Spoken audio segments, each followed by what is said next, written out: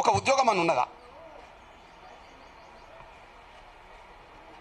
మీరు అందరికంటే వెనుకబడ్డ వాళ్లకు, ఎవరు పట్టించుకోలేని వాళ్ళకు 1% అని చెప్పిన మీరు అడ్వాన్స్ అయిన కులాన్ని తీసుకొచ్చి ఎట్లా పెడతారు ఇలా?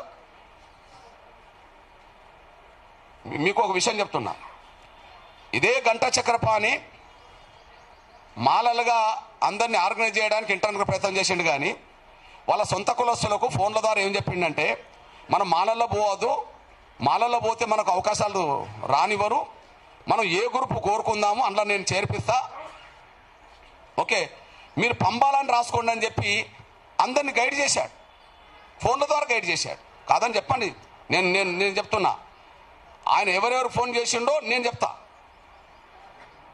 ఆయన మాల కింద వచ్చాడు కదా.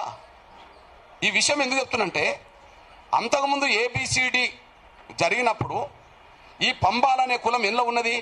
అడ్వాన్స్ క్యాస్ట్లో ఉన్నది. ఈ పంబాలనే కులం ఎందులో ఉన్నది? అడ్వాన్స్ క్యాస్ట్ ఉన్నది.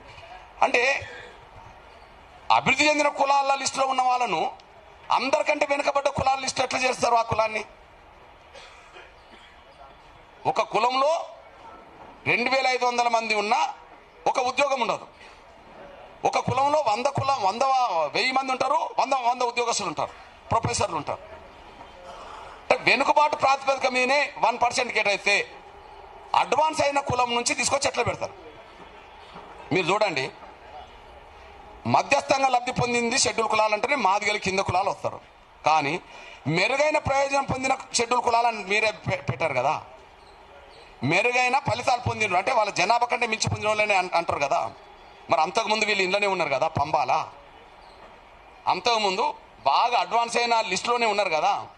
మరి అంతకుముందు అడ్వాన్స్ అయిన లిస్టులు మళ్ళా కనీసం మధ్యస్థంగా లబ్ధి పొందిన దగ్గర రాలేదు, కానీ అసలే అందరికి వెనకబడ్డ వాళ్ళ దగ్గరికి ఎట్లా వచ్చిండ్రు? జంప్ ఎట్లా అయినరు? ఎట్లా జంప్ అవుతారు? తర్వాత మీ దృష్టి తీసుకొస్తున్నాం. మన్నే అనే కులం ఉన్నది, గద్దర్ కులం. మన్నెపోళ్ళు అంటారు కదా, మన్నెపోళ్ళు అంటారు, మన్నె కులం. వాళ్ళు